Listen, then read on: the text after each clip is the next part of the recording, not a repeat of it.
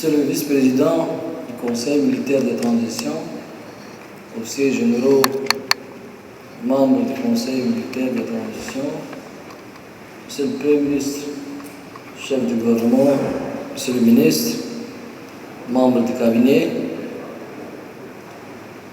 Monsieur le général chef d'état-major général des armées, officiers généraux, commandant des grandes formations militaires, général, directeur général de la police nationale, officiers généraux, officiers supérieurs en rang et qualité.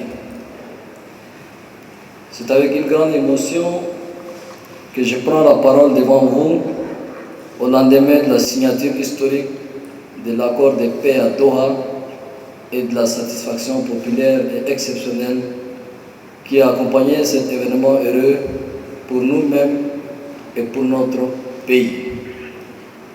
Je voudrais d'emblée remercier le Tout-Puissant pour la bénédiction qui a préservé notre pays, lui a évité de sombrer dans la déchirure et nous a donné la force et la patience nécessaires pour cheminer ensemble sur la voie de la réconciliation nationale.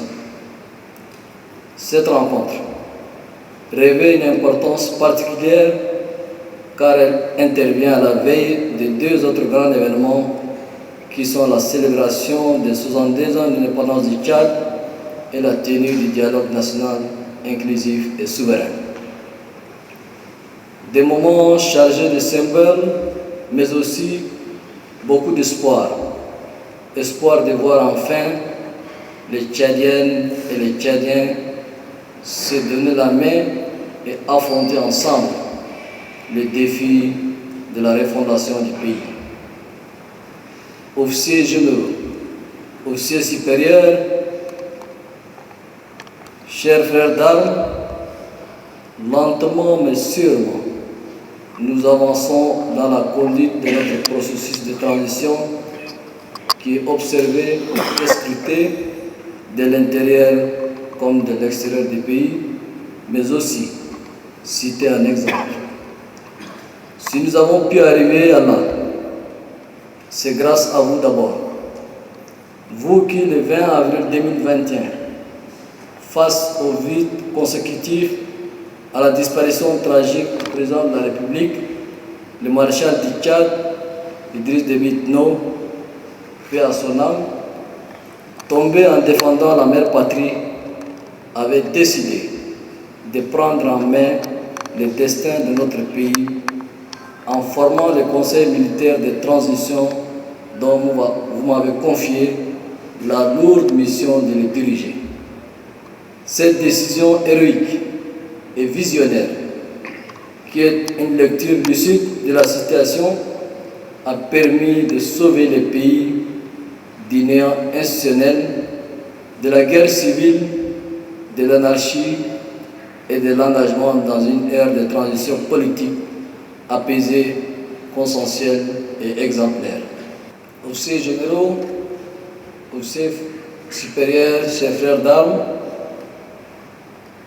accomplissant leur mission régalienne, les forces de défense et de sécurité ont été à la première loge dès l'entame de la transition pour assurer la continuité de l'État, garantir la paix, la quiétude, la sécurité des populations, préserver l'intégrité territoriale de notre pays et sauvegarder la souveraineté internationale de la République du Tchad. Fidèle à son engagement de conduite d'une transition inclusive, le Conseil militaire de transition et l'armée que vous incarnez ont cédé la gestion de l'État à un gouvernement civil de large consensus. Ce gouvernement s'est doté d'une feuille de route visant à assurer la continuité de l'État, à préserver les acquis de la paix, de la stabilité et à poursuivre le programme de développement du pays. À terme, l'objectif est de créer les conditions propices à l'organisation des élections générales transparentes et démocratiques. En ce qui concerne l'armée, pendant cette période de transition, nous avons anticipé avec plusieurs réformes structurelles et institutionnelles. Sur le plan institutionnel, nous notons pour la première fois dans l'histoire de notre armée la mise en place de la justice militaire, qui sera opérationnelle dans les prochains jours avec la nomination des membres du Conseil supérieur de la magistrature militaire, de la Haute Cour de la justice militaire et de l'installation de 3 tribunaux militaires pour juger les militaires coupables d'infractions du droit commun et des infractions purement militaires. Au niveau structurel, pour améliorer les conditions de vie des soldats, on peut citer entre autres réformes, l'adoption du statut général des militaires pour gérer avec efficience les carrières et fixer les conditions d'avancement et de recrutement au sein des forces de défense et de sécurité. L'amélioration du traitement salarial où le soldat tchadien a gagné pour la première fois une solde indiciaire au-delà du SMIC. La création d'une caisse d'assurance maladie des armées, CAMA, pour alléger les charges médicales qui pèsent sur les épaules de nos soldats. La création de l'économie des armées pour assurer une sécurité alimentaire par la vente subventionnée de denrées et produits alimentaires aux soldats.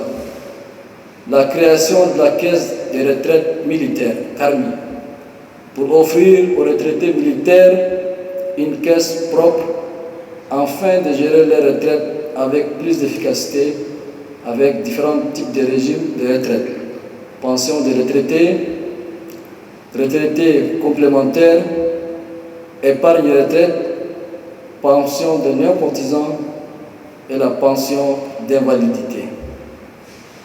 Et enfin, la mise en place d'une politique foncière et immobilière en vue de garantir aux militaires un habitat décent à travers l'attribution de terrains et la facilitation d'accès au crédit immobilier avec la collaboration du secteur bancaire. Les réformes majeures ici sommairement citées sont pour les unes d'ores et déjà effectives et seront concrétisées avant la fin de l'année 2022 en cours pour les autres. C'est le lieu ici de féliciter et d'encourager les membres de différentes commissions qui ont travaillé d'arrache-pied pour faire aboutir en un temps record 9 lois et les décrets d'application pour rendre effectives toutes ces réformes. Officiers généraux, officiers supérieurs, chers frères d'armes, une autre étape clé dans la transition et l'organisation d'un dialogue national inclusif et souverain dont les assises vont s'ouvrir dans quelques jours. C'est vous dire que nous sommes aujourd'hui, plus qu'hier, embarqués dans le bateau Tchad qu'il faut mener à bon port en traversant la mer Dialogue national inclusif. Dans ces bateaux, c'est le Tchad inclusif qui sera représenté pour déboucher sur ce Tchad refondé, uni, fort et réconcilié et havre de paix. Mais félicitant de la signature de l'accord de Doha qui vient couronner nos efforts de réconciliation avec les politico-militaires, je vous demande de tout mettre en œuvre pour une intégration optimale de nos frères issus du mouvement signataire de l'accord de Doha, conformément au terme de l'accord en matière de mobilisation, désarmement et réinsertion.